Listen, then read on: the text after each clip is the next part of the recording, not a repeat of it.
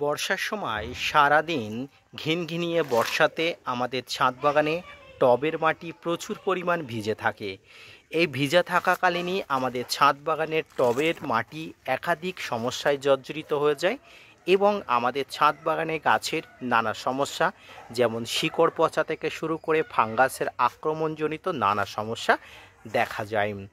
আজকের ভিডিওর আলোচনার বিষয়বস্তু হবে ছাদ বাগানে বর্ষাতে টবের মাটি যাতে দ্রুত শুকিয়ে যায়, বিভিন্ন ধরনের নিষ্কাশন করে যাদের টবের মাটি শুকায় না, এই নিষ্কাশন ব্যবস্থাতে আরও একটু ম্যাজিক্যাল একটা পদ্ধতিতে টবের মাটি নিষ্কাশন যেমন হবে, ঠিক তেমনি টবের মাটির শিকড়ের শক্তিশালী করার কাজও কিন্তু করবে এই একটা পদ্ধতি অ্যাপ্লাই করলে।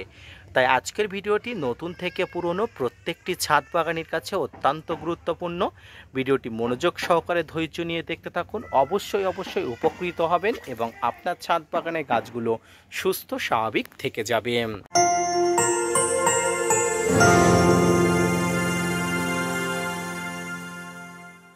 ধরনের গাছ আছে না কেন, তার মধ্যে অন্যতম গাছ হলো আম গাছ, যেটি অত্যন্ত সেন্সিটিভ একটি গাছ। সামান্য পরিচর্যার খামতি ঘাটলে কিন্তু ছাদ বাগানে আম গাছের শিকড় পচা থেকে শুরু করে নানা ধরনের ফাঙ্গাসের আক্রমণ হয়ে থাকে। তাই আজকের ভিডিওতে একটা ম্যাজিক্যাল একটা পাউডার, যেটা কীটনাশক বা ফাঙ্গিসাইড নয়, যেটা সম্পূর্ণ একটা রাসায়নিক সার, যে রাসায়নিক সার ছাদ বাগানে প্রয়োগ করলে আপনার টবের গাছের শিকড় খুব ভালো থাকবে, পাশাপাশি মাটি যে প্যাচে থাকে এই প্যাচে ভাবটা কিন্তু থাকবে না। তো কি সেই সার? সেই সারটি আপনাদের সামনেই নিয়ে এসেছি এবং সেই সারটি কিন্তু আপনারা প্রত্যেকে ছাদ বাগানের জন্য ব্যবহার করেন। সেই সারটি আর কিছু নয়, এটি হলো সিঙ্গেল সুপার ফসফেট অর্থাৎ SSP। যারা ছাদ বাগান করি আমরা, যারা ছাদ বাগানে প্রতিনিয়ত আমরা নানা ধরনের গাছকে ভালো রাখার রিমেডি বিভিন্ন দেখি বা ভালো রাখার উপকরণ খুঁজি, তাদের কাছে কিন্তু এই জিনিসটা অত্যন্ত গুরুত্বপূর্ণ। যদি এই জিনিসটা আমরা ছাদ বাগানে এইভাবে কিন্তু প্রয়োগ করে দিই, টবের মাটিতে, বিভিন্ন ধরনের কন্টেনারের মাটিতে, বিভিন্ন ধরনের মাটিতে যদি আমরা প্রয়োগ করি, তাহলে অবশ্যই ছাদ বাগানে এই যে মাটিগুলোর প্যাচে ভাগগুলো কিন্তু অবশ্যই দূর হবে।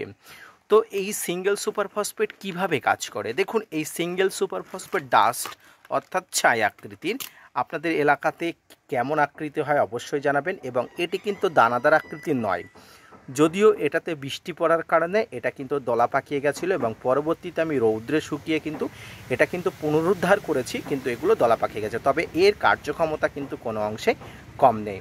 তো এই সিঙ্গেল সুপার ফসফেট আপনারা আপনাদের যে কোনো টবের মাটিতে, বিশেষ করে এই বর্ষাকালে দেবেন।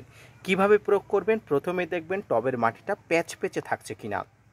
বিশেষ করে আম গাছ একটা সেন্সিটিভ গাছ, আম গাছের গোড়াতে যদি এই যে মাটি প্যাচে একটা ভাব থাকে, তাহলে টবের মাটি কিন্তু অবশ্যই ফাঙ্গাসযুক্ত হয়ে যাবে এবং ফাঙ্গাসযুক্ত হওয়া মানেই কিন্তু গাছের মাটিতে কিন্তু অবশ্যই শিকড়ের আক্রমণ হবে। তাই শিকড়ের আক্রমণ যাতে না হয় তার জন্য কিন্তু আপনাকে এই সিঙ্গেল সুপার ফসফেট প্রয়োগ করতে হবে। তো সিঙ্গেল সুপার ফসফেট প্রথমেই আপনি নেবেন, কত নেবেন? ধরুন আপনার এই যে গাছটি একটা বড় গাছ, এই গাছটির ক্ষেত্রে আপনি কত নেবেন? এই গাছটির ক্ষেত্রে আপনি 1 চামচ নেবেন এবং 1 চামচ নিয়ে এই যে গাছের গোড়াটা দেখতে পাচ্ছেন, এই গাছের গোড়াটা কিন্তু জাস্ট এইভাবে কিন্তু ছড়িয়ে দেবেন। ছড়িয়ে দিলে এটির কাজ কি হয় দেখুন। এটি হলো ডাস্ট অর্থাৎ পাউডার। এই ডাস্ট বা পাউডারের সঙ্গে কিন্তু জলের একটা আলাদা মিশ্রণ হয়, অর্থাৎ আপনি যখন এখানে এটা ছিটিয়ে দেবেন বা এটা গুঁড়োভাবে ছড়িয়ে দেবেন, মাটি থেকে জল কিন্তু খুব সহজেই এই যে পাউডার বলুন, ডাস্ট বলুন, খুব সহজে টেনে নেবে এবং টেনে নিয়ে কি করবে? মাটিটাকে কিন্তু শুকনো করে দেবে। এতে কি হবে? মাটিটা কিন্তু শুকনো থাকবে, টবের মাটিটা প্যাচে বা কাদাটে ভাব থেকে কিন্তু গাছ অনেক অংশে মুক্ত পাবে।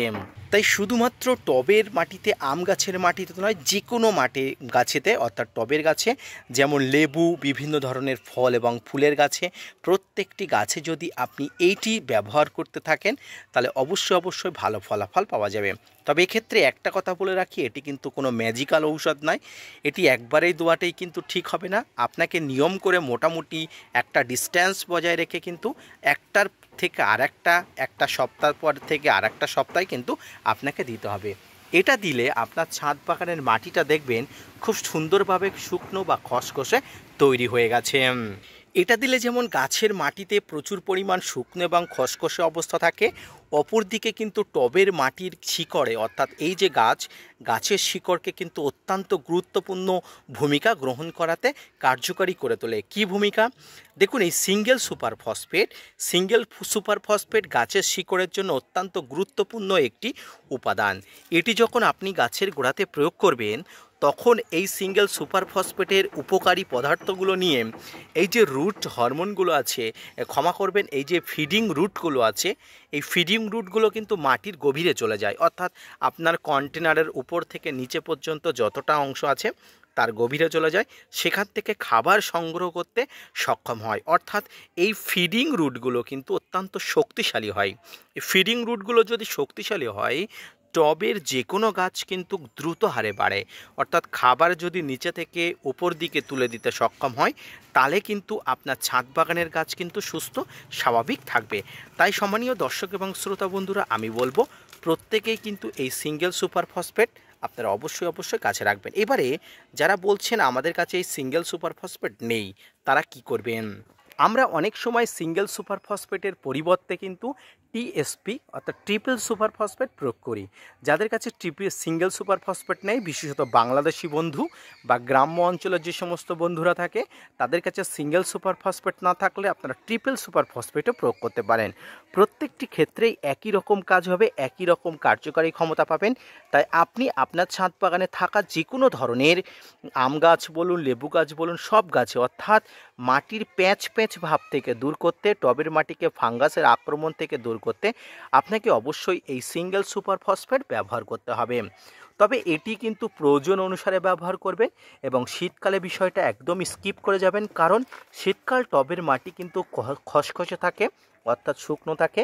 এই শুকনো অবস্থায় কিন্তু টবের মাটিতে এই সিঙ্গেল সুপার ফসফেট একদম দেবেন না, কারণ এটি প্রয়োগ করলে কিন্তু সত্যি টবের মাটি কিন্তু একদম শুকনো হয়ে যায়।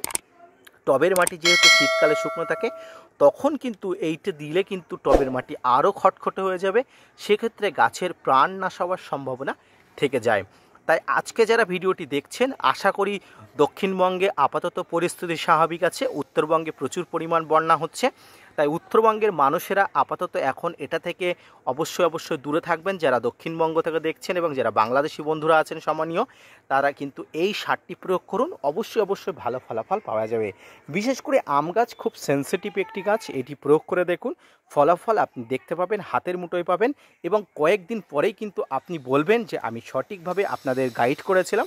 তার জন্য অবশ্যই আপনাদের মনে হবে যে আমি সঠিক ছিলাম। আজকের ভিডিওটি এই পর্যন্ত, দেখা হচ্ছে পরবর্তীতে নতুন কোনো ভিডিও নিয়ে, নতুন কোনো তথ্য নিয়ে। ততক্ষণ সুস্থ থাকুন, ভালো থাকুন, ধন্যবাদ।